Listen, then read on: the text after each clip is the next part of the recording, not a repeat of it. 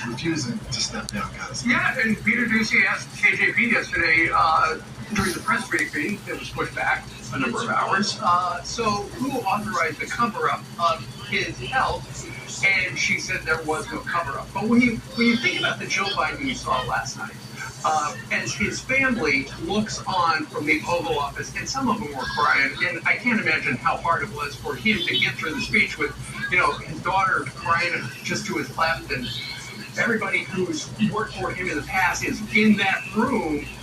It was a tough speech for him to give. We were told when he resigned by essentially said he was going to be stepping out from the re-election campaign 5 days ago, that he would have a speech and he would explain why he left. And all he really said was he quit to save democracy. Well, really, he quit because the Democrats pushed him out. So many party elders stabbed in the back.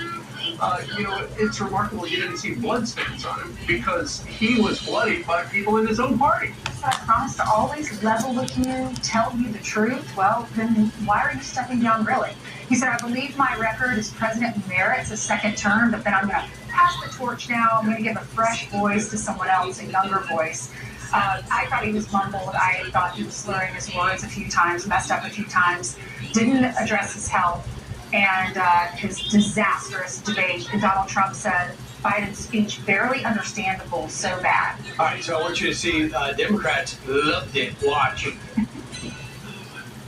I think if you pull back the lens, I think we saw something amazing in American history. This is, to me, like witnessing one of the great fighters in a way like a great prize fighter who's been knocked down many times in his career, but always got up, who faced impossible odds and overperformed. He didn't say he was stepping aside because he had decided, it was time. He said he was stepping aside to unify my party. That is the president eating his peas. The kid with the stutter did good. He did good. That's a good man. He fell on the sword. He fell on the sword. Most heroes, they fight to the bitter end. He fell on his sword. He's an old guy, but the heart's still there. Ben Jones, I think that would have been, those remarks would have been perfect if he stepped out in March. But he said, I can probably do it 4 years. I'm very proud of what I did, but I got to step out. Everybody knows what happened behind the scenes. It's all been chronicled. Very few people even stood by him at the end. He had no choice. He was about to have a convention where no one showed up. No one would even introduce him except maybe Jill and Senator Fetterman. So Senator Fetterman, Chris Coons, and James Clyburn, at least on the surface, seemed to stand by him. Almost nobody else was. He had no choice, and within 48 hours is gone. And if he did have a choice, he would have said it. He would have said, look, there's a lot of people pushing me out of the party. I thought I could keep going. But then I thought to myself, Kamala Harris is ready. And maybe I should step aside. But he didn't say any of that. And I understand why his family is upset, because they watched him do this for 50 years. But they're also got to be crying by the way it happened. Because it is humiliating to have people who you consider your peers tell you you're terrible and you have to leave. Well, they're upset. We're upset. We're upset that they aided in concealing this. I understand it as family, right. But all of us have had to do, just because you're president doesn't mean the rules are different. All of us have had to take the keys away from a relative that is deteriorating, and they should have done the same thing, yet they cried. Well, here's the thing. Hunter Biden was sitting just about 10 feet to his left. You got to be thinking, okay, I know my dad said he would not pardon me, but he's only got 6 months to pardon me before he goes. He's going to pardon him. Sure, yeah, of course he is. I'm sure that was part of the deal. Let's bring in special report anchor and executive editor Brett Beard. Brett, we watched you last night anchor the coverage. We thought he was going to explain why he's leaving. He didn't really explain why he's leaving other than what we surmised, which is he got pushed out. Yeah, exactly. Good morning. I think that the line to unite the party didn't really fulfill all that everybody was looking to hear. Maybe Brian should have written the speech because what he said would have worked. But I think that there was nothing about I couldn't win. I can't beat Donald Trump. Right. There was nothing about there's limitations on my mental and physical capacity. There was nothing about what we just saw over the past 5 days before he reached this decision. And that was a real pushback from President Biden and the family, saying, we're not going, and 14 million plus people voted for me. I am the nominee. That was fierce for a couple of days until it wasn't. We didn't hear any of that. So, Brett, the White House, as you know, Steve correctly noted, Karine Jean-Pierre continues to say that it is a false narrative of people saying that the president is in decline. No cover-up. No cover-up. We've had people within the administration, they won't put their name on it, but the leaks were coming out just 2 weeks ago, saying that he's been dozing off at meetings, that he hadn't been having cabinet meetings, but when they did, they had to script everything. Foreign leaders recognize everything. How long is this going to be able to fly with the American public?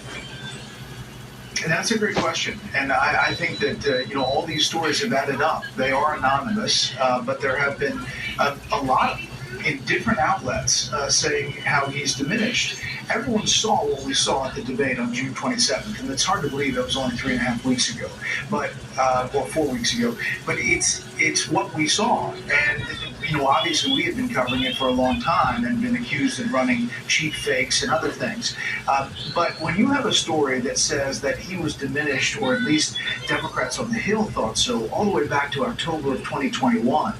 When Nancy Pelosi had to step in and say, this is what he really meant, and here's how we're really spending the infrastructure dollars. That's a big deal. But when you read this letter from Jill Biden, she posted this on her social media. It was written on, it looks like her and Greg stationery.